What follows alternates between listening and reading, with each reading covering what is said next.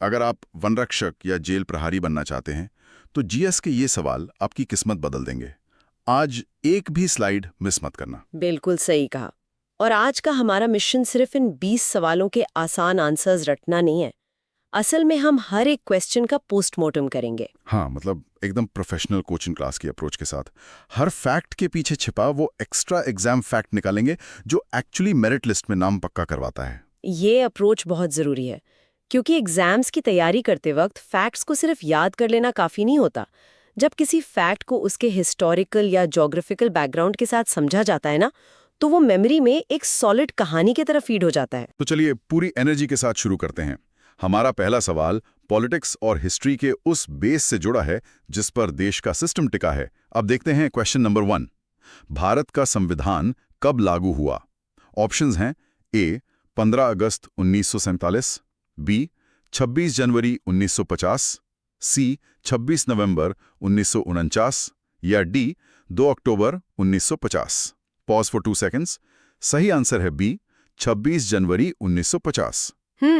लेकिन यहाँ पर एक बड़ा इंटरेस्टिंग एक्स्ट्रा एग्जाम फैक्ट है। देखिए, संविधान तो 26 नवंबर 1949 को ही बनकर तैयार हो गया था।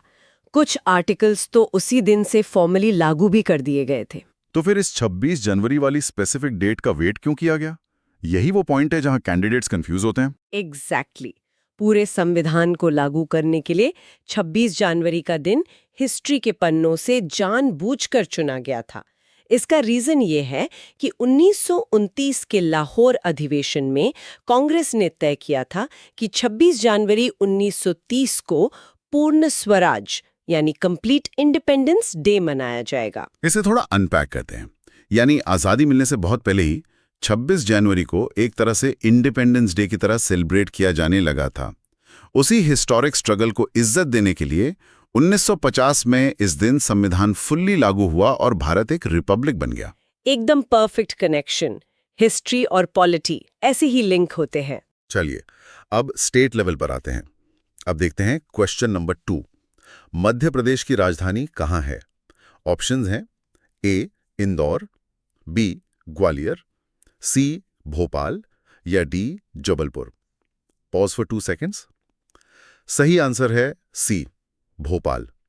अब यहां एक्स्ट्रा फैक्ट ये निकलता है कि 1956 में जब स्टेट बना तो इंदौर और ग्वालियर जैसी बड़ी और रिच रियासतों को छोड़कर भोपाल को ही क्यों चुना गया? इसके पीछे टोटली जियोग्राफिकल लॉजिक और स्ट्रेटेजिक पोजीशन का खेल था। एक कमीशन था फाजल अली कमीशन, जिसे स्टेट रीऑर्गेनाइजेशन कमीशन भी कहते हैं। उन्होंने नोटिस किया कि इतने बड़े स्टेट का एडमिनिस्ट्रेशन फ्लॉलेसली चलाने के लिए कैपिटल का एग्जैक्टली सेंटर में होना बहुत जरूरी है। अरे हाँ, भोपाल तो स्टेट के बिल्कुल बीचों बीच है। बिल्कुल। और एडमिनिस्ट्रेशन के पॉइंट ऑफ व्यू से इसको डेवलप करने के लिए वहाँ काफी जगह और रिसोर्सेज भी थे। भोपाल को झीलों का शहर भी कहते हैं, जो इसको एक नेचुरल और सेफ बाउंड्री देता है। ज्योग्राफी किस तरह एडमिनिस्ट्रेटिव डिसीजन तय करती है, ये उसका बेस्ट एग्जाम्पल है। और ज्योग्राफी की बात चली है तो आगे बढ़ते हैं। अब देखते हैं क्वेश्चन नंबर 3। नर्मदा नदी का उद्गम स्थल कहाँ है?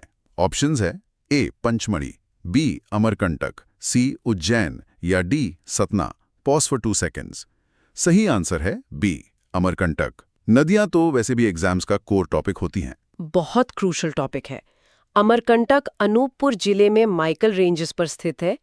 यहाँ से जो एक्स्ट्रा एग्जाम फैक्ट उठता है वो है नर्मदा का फ्लो पैटर्न। भारत की मोस्टली नदियाँ अपने नॉर्मल स्लोप की वजह से वेस्ट से ईस्ट की तरफ बहती हैं और बंगाल की खाड़ी में गिरती हैं, लेकिन नर्मदा इसके बिल्कुल ऑपोजिट बहती है। हाँ, वो ईस्ट से वेस्ट बहती है। पर ऐसा क्यों? क्योंकि नर्मदा एक रिफ्ट वैली से होकर गुजरती है। ये रिफ्ट वैली वाला कॉन्सेप्ट थोड़ा टेक्निकल है एस्पिरेंट्स के लिए।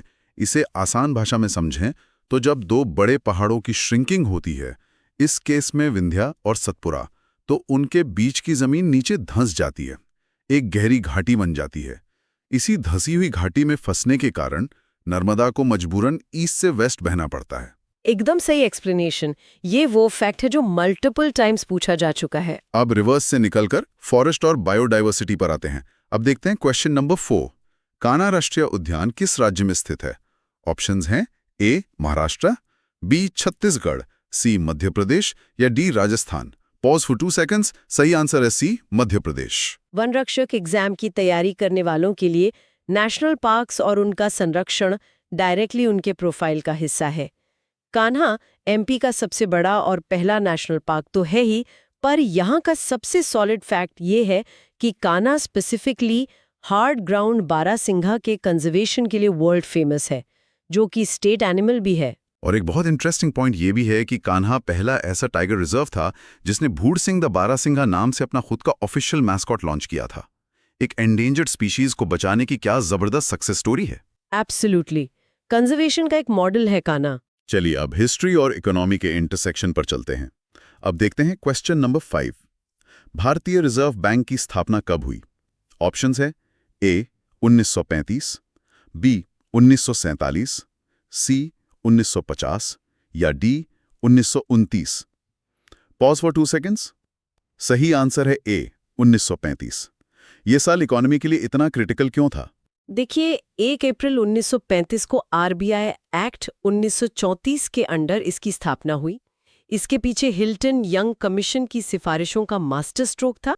वर्ल्ड वॉर II से पहले के उस दौर में ब्रिटिश इंडिया की करेंसी और इकोनॉमी को एक सेंट्रल कंट्रोल की बहुत सख्त जरूरत थी। यानी आज़ादी से पहले ही फाइनेंशियल बैकबोन तैयार हो चुकी थी। हाँ, और एक ट्रिकी एग्जाम फैक्ट ये भी है कि स्टार्ट में आरबीआई का हेड ऑफिस कैलकाटा में बनाया गया था, लेकिन सिर्फ 2 साल बाद 1937 में इसे परमानेंटली मुंबई शिफ्ट कर दिया गया। ये शिफ्टिंग वाले फैक्ट्स एग्जाम सेटर के फेवरेट्स होते हैं। अब चलते हैं हमारे अगले फेज में, जो एनवायरनमेंट और पार्लियामेंट से जुड़ा है। अब देखते हैं क्वेश्चन नंबर 6। विश्व पर्यावरण दिवस कब मनाया जाता है? ऑप्शंस हैं ए 22 अप्रैल, बी 5 जून, सी 8 जून या डी 1 मई। Pause for 2 seconds. सही आंसर है बी 5 जून। फॉरेस्ट डिपार्टमेंट एग्जाम्स के लिए ये दिन एक त्योहार की तरह है। 5 जून की ये स्पेसिफिक डेट रैंडमली नहीं आई थी। 1972 में इसी दिन स्वीडन में यूएन का स्टॉकहोम कॉन्फ्रेंस शुरू हुआ था। ये हिस्ट्री का पहला बड़ा ग्लोबल इवेंट था जहां सारी दुनिया के देशों ने एनवायरनमेंट को एक सीरियस इंटरनेशनल इशू माना था। और शायद इंडिया की तरफ से उस वक्त की प्राइम मिनिस्टर इंदिरा गांधी ने भी वहां स्पीच दी थी। बिल्कुल दी थी। उसी कॉन्फ्रेंस में ये ग्लोबल डिसीजन लिया गया कि हर साल 5 जून को अवेयरनेस फैलाने के लिए एनवायरनमेंट डे मनाया जाएगा। वहीं से इंडिया में भी फॉरेस्ट लॉज का बेस बनना शुरू हुआ। हिस्ट्री का क्या जबरदस्त रिपल इफेक्ट है। अब आते हैं कंट्री की डेमोक्रेटिक बाउंड्री पर। अब देखते हैं क्वेश्चन नंबर 7। भारतीय संसद के 2 सदन कौन से हैं? ऑप्शंस हैं ए विधानसभा और परिषद, बी लोकसभा और विधानसभा, सी लोकसभा और राज्यसभा या डी परिषद और राज्यसभा। Pause for 2 seconds. सही आंसर है सी लोकसभा और राज्यसभा। इस डेमोक्रेटिक स्ट्रक्चर को बाईकैमरल या द्विसदनीय व्यवस्था कहते हैं। लोकसभा लोअर हाउस है जहां जनता डायरेक्टली अपने एमपीज चुनती है। ये आम पब्लिक का आईना है। दूसरी तरफ राज्यसभा अपर हाउस है जो स्टेट्स को रिप्रेजेंट करता है। ये 2 अलग-अलग हाउसेस बनाने का एक्चुअल प्रैक्टिकल रीजन क्या था? बेसिकली इसका कोर ऑब्जेक्टिव ये था कि किसी भी नए कानून पर 2 बिल्कुल अलग नजरियों से डीप डिबेट हो सके। कोई भी एक पॉलिटिकल पावर जल्दबाजी में आकर अपने मनमाने कानून पास ना कर दे। यानी ये कंप्लीटली चेक्स एंड बैलेंसेस का मास्टर प्लान है। Very smart. अब जस्टिस सिस्टम की बात करते हैं। अब देखते हैं क्वेश्चन नंबर 8। मध्य प्रदेश का उच्च न्यायालय कहाँ स्थित है? ऑप्शंस हैं ए भोपाल, बी इंदौर, सी जबलपुर या D Gwalior. Pause for 2 seconds. सही आंसर है सी जबलपुर। अब देखिए, कैपिटल भोपाल में है तो हाई कोर्ट वहां क्यों नहीं है? यहाँ एक ब्रिलियंट एक्स्ट्रा फैक्ट है। जब 1956 में नया स्टेट डिजाइन हो रहा था तो स्टेट के अलग अलग रीजन्स जैसे महाकौशल, मध्य भारत और विंध्या प्रदेश के बीच पावर को बैलेंस करना बड़ा चैलेंजिंग था। हाँ, सबको बराबर इंपॉर्टेंस देनी थी। एग्जैक्टली। तो भोपाल को पॉलिटिकल और एडमिनिस्ट्रेटिव कैपिटल का टैग मिल गया, लेकिन महाकौशल रीजन को स्ट्रांग रखने के लिए जुडिशियल कैपिटल जबलपुर को बना दिया गया और पावर को और डिसेंट्रलाइज करने के लिए हाई कोर्ट की 2 बेंचेस इंदौर और ग्वालियर में भी सेटअप कर दी गईं। क्या परफेक्ट रीजनल डिप्लोमेसी थी। अब स्टेट आइडेंटिटी से राष्ट्रीय पहचान पर आते हैं। अब देखते हैं क्वेश्चन नंबर 9। भारत का राष्ट्रीय पशु कौन सा है? ऑप्शंस हैं ए सिंह, बी बाघ, सी हाथी या डी गैंडा? Pause for 2 seconds. सही आंसर है बी बाघ यानी टाइगर। लेकिन क्या शुरू से ही टाइगर हमारा नेशनल एनिमल था? यहाँ एक बड़ा इंटरेस्टिंग ट्विस्ट है जो अक्सर पेपर्स में आता है। 1972 तक शेर यानी लायन भारत का राष्ट्रीय पशु हुआ करता था, लेकिन टाइगर की रैपिडली गिरती हुई पॉपुलेशन और कंजर्वेशन अर्जेंसी को देखते हुए 1973 में प्रोजेक्ट टाइगर लॉन्च किया गया। और तब टाइगर की एजिलिटी और सारे देश में उसके स्प्रेड को देखकर उसे नेशनल एनिमल बना दिया गया। एमपी कैंडिडेट्स के लिए तो ये और भी गर्व की बात है, क्योंकि एमपी एक वेल नोन टाइगर स्टेट है। टाइगर स्टेट होना मतलब फॉरेस्ट गार्ड्स और डिपार्टमेंट पर बहुत हैवी रिस्पॉन्सिबिलिटी होना। सही कहा। और इसी कंजर्वेशन इमोशन को आगे बढ़ाता है अगला सवाल। अब देखते हैं क्वेश्चन नंबर 10। चिपको आंदोलन किससे संबंधित था? ऑप्शंस हैं ए जल संरक्षण, बी वन संरक्षण, सी श्रमिक आंदोलन या डी भाषा आंदोलन। Pause for 2 seconds. सही आंसर है बी वन संरक्षण। ये सिर्फ पेड़ बचाने की लड़ाई नहीं थी, हिस्ट्री का बड़ा इमोशनल चैप्टर था ये। 70s के दौर में ये मूवमेंट आज के उत्तराखंड से शुरू हुआ था। जब कॉन्ट्रैक्टर्स पेड़ काटने आए तो local villagers, specially Gaura Devi जैसी महिलाएं आगे आईं। वो पेड़ों से लिटरली चिपक गईं और क्लियर बोल दिया कि पेड़ काटने से पहले कुल्हाड़ी उनके ऊपर चलानी होगी। क्या हिम्मत थी! फिर सुंदरलाल बहुगुणा और चंडी प्रसाद भट्ट जैसे लीडर्स ने इसको एक मैसिव नॉन वायलेंट मूवमेंट बना दिया। इसने पूरी दुनिया को सिखा दिया कि लोकल ग्राउंड लेवल लोगों के बिना आप जंगल बचा ही नहीं सकते। Absolutely true. लोकल कम्युनिटी सबसे बड़ी स्टेक होल्डर होती है। चलिए अब ग्राउंड लेवल रियलिटी से स्टेट लेवल ज्योग्राफी पर शिफ्ट होते हैं। अब देखते हैं क्वेश्चन नंबर 11। क्षेत्रफल की दृष्टि से भारत का सबसे बड़ा राज्य कौन सा है? ऑप्शंस हैं ए मध्य प्रदेश, बी राजस्थान, सी महाराष्ट्र या D Uttar Pradesh. Pause for 2 seconds. सही आंसर है बी राजस्थान। लेकिन इस आसान से दिखने वाले आंसर के पीछे सन 2000 का एक बहुत बड़ा ट्विस्ट है। टर्निंग पॉइंट था।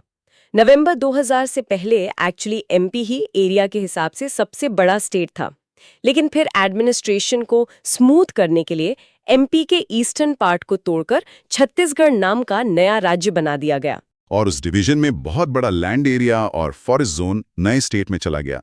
रिजल्ट ये हुआ कि राजस्थान नंबर 1 पर आ गया और एमपी दूसरे नंबर पर खिसक गया। ये सीक्वेंस याद रखना लाजमी है। बिल्कुल। अब अगले क्वेश्चन पर चलते हैं जो दोबारा हमें कॉन्स्टिट्यूशन के टाइम ट्रैवल में ले जाता है। राइट। अब देखते हैं क्वेश्चन नंबर 12। संविधान सभा के अध्यक्ष कौन थे? ऑप्शंस हैं ए डॉक्टर भीमराव अंबेडकर, बी जवाहरलाल नेहरू, सी डॉक्टर राजेंद्र प्रसाद या D Sardar Patel. Pause for 2 seconds. सही आंसर है सी डॉक्टर राजेंद्र प्रसाद। लेकिन इसमें डॉक्टर अंबेडकर का ऑप्शन देखकर कई लोग माइनस मार्किंग का शिकार हो जाते हैं। ये कंफ्यूजन दूर करना मेरा फेवरेट एक्स्ट्रा फैक्ट है। देखिए, doctor Ambedkar actually drafting committee यानी प्रारूप समिति के हेड थे। उनका मेन काम संविधान का ड्राफ्ट लिखना था, पर जिस संविधान सभा ने उस ड्राफ्ट को पास किया, उस पूरी असेंबली के परमानेंट अध्यक्ष डॉक्टर राजेंद्र प्रसाद थे। अरे एक और ट्रिकी डेट भी है ना इसमें। हाँ, 9 दिसंबर 1946 जब असेंबली की पहली मीटिंग हुई तो डॉक्टर सच्चिदानंदा सिन्हा को टेम्पररी प्रेसिडेंट बनाया गया था। ठीक 2 दिन बाद 11 दिसंबर को डॉक्टर राजेंद्र प्रसाद को परमानेंट चार्ज दिया गया, जो बाद में देश के पहले राष्ट्रपति बने। क्या क्रिस्टल क्लियर सीक्वेंस है। अब एंशिएंट हिस्ट्री में डाइव करते हैं। अब देखते हैं क्वेश्चन नंबर 13। सांची स्तूप किस काल से संबंधित है? ऑप्शंस हैं ए गुप्ता काल, बी मौर्य काल, सी मुगल काल या डी कुषाण काल। Pause for 2 seconds. सही आंसर है बी मौर्य काल। रायसेन डिस्ट्रिक्ट में खड़ा यह मॉन्यूमेंट आर्किटेक्चर का एक मास्टर क्लास है। सांची का स्तूप 3rd सेंचुरी बीसी में सम्राट अशोक ने बनवाया था। कलिंगा युद्ध के ब्लडशेड के बाद जब उन्होंने बुद्धिज्म अपनाया तो भगवान बुद्धा के रेलिक्स को सेफ रखने और शांति का मैसेज फैलाने के लिए इसको डिजाइन करवाया।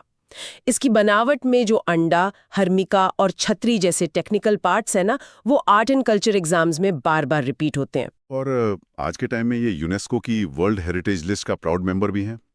अब अवार्ड्स एंड ऑनर्स पर आते हैं। अब देखते हैं क्वेश्चन नंबर 14। भारत रत्न की शुरुआत कब हुई? ऑप्शंस हैं ए 1947, बी 1954, सी 1950 या डी 1962? Pause for 2 seconds. सही आंसर है बी 1954। ये क्लियरली देश का हाईएस्ट सिविलियन ऑनर है। इस अवार्ड की ब्यूटी ये है कि ये बिना किसी कास्ट, प्रोफेशन या जेंडर डिस्क्रिमिनेशन के आर्ट्स, लिटरेचर और पब्लिक सर्विस के एक्सेप्शनल काम पर मिलता है। 1954 में जब शुरू हुआ तो पहला batch CV Raman, doctor Radhakrishnan और राजा गोपालाचारी जी का था। इसमें वो आर्टिकल 18 वाला एंगल भी बड़ा इंपॉर्टेंट है। हाँ, आर्टिकल 18 कहता है कि भारत रत्न कोई रॉयल टाइटल या उपाधि नहीं है जिसको आप अपने नाम के आगे या पीछे लगाकर फ्लॉन्ट करें। ये प्योरली एक सम्मान है। लीगल टेक्निकलिटीज हमेशा एग्जाम में एज देती हैं। अब आते हैं वापस नदियों पर। अब देखते हैं क्वेश्चन नंबर 15। तप्ती नदी किस सागर में गिरती हैं? ऑप्शंस हैं ए बंगाल की खाड़ी, बी अरब सागर, सी हिंद महासागर या D Lal Sagar. Pause for 2 seconds. सही आंसर है बी अरब सागर। ये तप्ती का बिहेवियर कहीं ना कहीं थर्ड क्वेश्चन वाली नर्मदा से मैच नहीं कर रहा। Exact same geographical rule apply होता है यहाँ भी। नर्मदा की तरह तप्ती भी रिफ्ट वैली का चैनल फॉलो करती है। ईस्ट से वेस्ट बहते हुए खंभात की खाड़ी से आकर अरेबियन सी में गिरती है। और सबसे कैच वाला पॉइंट ये है कि दोनों नदियां डेल्टा नहीं बनाती। अच्छा, डेल्टा नहीं बनाती? हाँ। तो फिर क्या बनाती हैं? अपने तेज स्पीड और रॉकी सरफेस के कारण दोनों एस्चुरी यानी ज्वारनादमुख का निर्माण करती हैं। यानी मड और सिल्ट गैदर करने के बजाय इनका क्लियर मीठा पानी डायरेक्ट सी के खारे पानी में पंच करता है। Excellent fact. चलिए अब थोड़ा इकोनॉमिक प्लानिंग पर आते हैं। अब देखते हैं क्वेश्चन नंबर 16। भारत में योजना आयोग का स्थान किसने लिया? ऑप्शंस हैं ए वित्त आयोग, बी नीति आयोग, सी निर्वाचन आयोग या D UPSC. Pause for 2 seconds.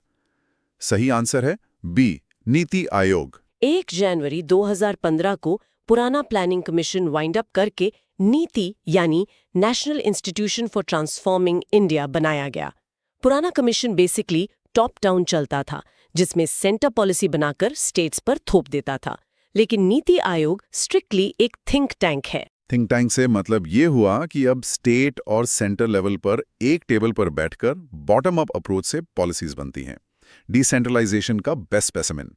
अब एडमिनिस्ट्रेशन डिसेंट्रलाइज करने के टॉपिक पर ही अगला क्वेश्चन देखते हैं। अब देखते हैं क्वेश्चन नंबर 17। पंचायती राज व्यवस्था कितने स्तर की होती है?